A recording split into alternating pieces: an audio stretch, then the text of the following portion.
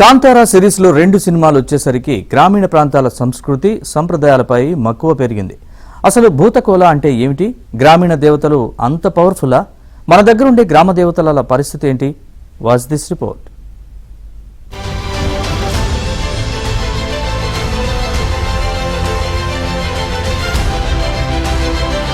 రిషబ్ శెట్టి దర్శకత్వంలో హీరోగా తెరకెక్కిన కాంతారా మూవీ 100 కోట్ల కలెక్షన్లతో దూసుకుపోయింది.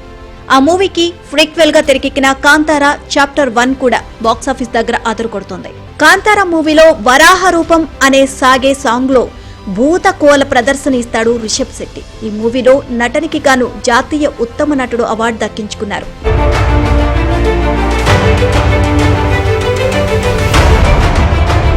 ఈ కాంతారా కల్చర్ భూతకోల కర్ణాటకలోని తులు సంప్రదాయం. భూతకోలం అంటే తులు సంప్రదాయం నుంచి వచ్చిన నాట్య ప్రక్రియ.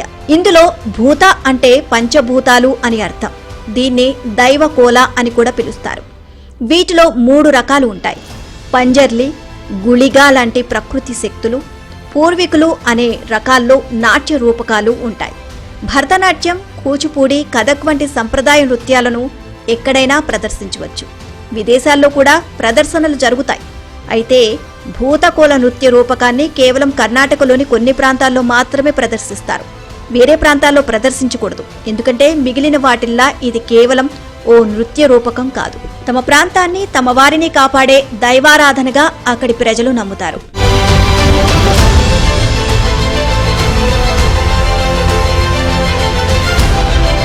కాంతారా మూవీలో వచ్చే వరాహ రూపం చూసి చాలా మంది విష్ణుమూర్తి అవతారాల్లో ఒకటైన వరాహ అవతారం అనుకుంటారు.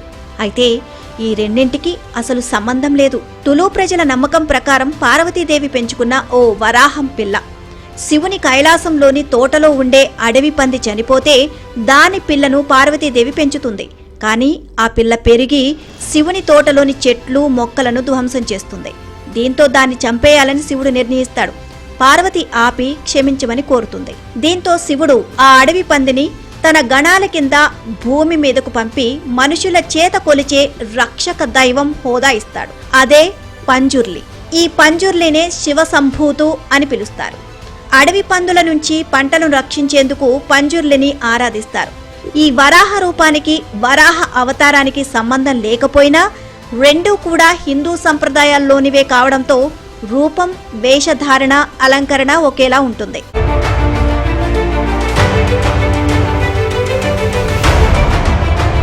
ఈ తులు కాంతారా సంప్రదాయం పశ్చిమ కనుమలు, అరేబియా సముద్ర తీర ప్రాంతాలైన దక్షిణ కన్నడ, ఉడిపి జిల్లాలతో పాటు కేరళలోని కజర్గోడ్ జిల్లాలో ఇది కనిపిస్తుంది. తులు ప్రజలతో పాటు కొందరు మలయాళీలు కూడా ఈ ఆచారాన్ని పాటిస్తూ ఉంటారు. కేరళ నృత్య రూపకాలకు, భూతకోలకు దగ్గరి సంబంధం ఉంది. గ్రామ సమస్యలు, వ్యక్తిగత వివాదాలు కూడా ఈ దేవుళ్లకు చెప్పుకోవడం ఇక్కడి ఆచారం. మిగిలిన వారికి ఇదొక వేషంలా కనిపిస్తుంది. కానీ తులు ప్రజలకు మాత్రం ఈ రూపం దైవం. అందుకే బయటి ప్రాంతాల్లో దీన్ని ప్రదర్శించడానికి వారు ఇష్టపడరు. భక్తితో పాటు భయం కూడా ఇక్కడి వారి లక్షణం. సాధారణంగా నవంబర్ నుంచి మే వరకు భూతకోల జరుగుతుంది. ఈ ఆరాధన ప్రక్రియలో పదుల సంఖ్యలో దైవాలు ఉన్నాయి. గ్రామాలకు, కొన్ని గ్రామాలకు కలిపిన ప్రాంతాలకు, కులాలకు, కుటుంబాలకు కూడా ప్రత్యేక దైవాలు ఉంటాయి. ఇందులో పితృదేవతలు ఉన్నారు, జంతు దైవాలు ఉన్నాయి, గ్రామ దేవతల తరహా దైవాలు ఉన్నాయి, వీరులు, చరిత్ర పురుషులు దైవాలు ఉన్నాయి.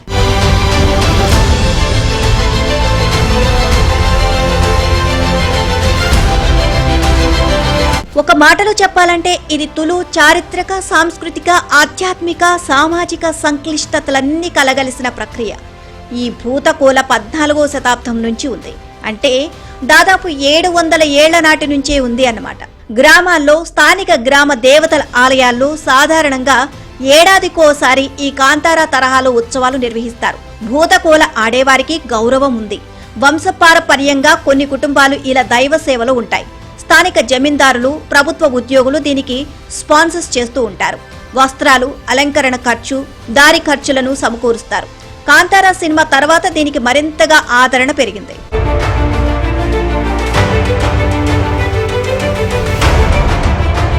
కాంతారా రూపం ధరించే వ్యక్తి ముందుగా ఏ దైవారాధన చెయ్యాలి అనుకుంటున్నారో ఆ ప్రాంతానికి లేదా గుడి దగ్గరకు వెళ్ళాలి, పూజలు చేయాల్సి ఉంటుంది. అప్పుడు ఆ దైవం ఆవహిస్తుంది, ఆ దైవమే మాట్లాడుతుంది అని నమ్ముతారు జనం. భక్తులు ఒక్కొక్కరు వెళ్లి తమ సమస్యలను దైవాలకు చెప్పుకుంటారు. ఒకప్పుడు తుళునాడికే పరిమితమైన ఈ కాంతారా కల్చర్ ఇప్పుడు విశ్వవ్యాప్తమైంది. దేశ విదేశాల్లో భూతకోల ప్రదర్శిస్తున్నారు.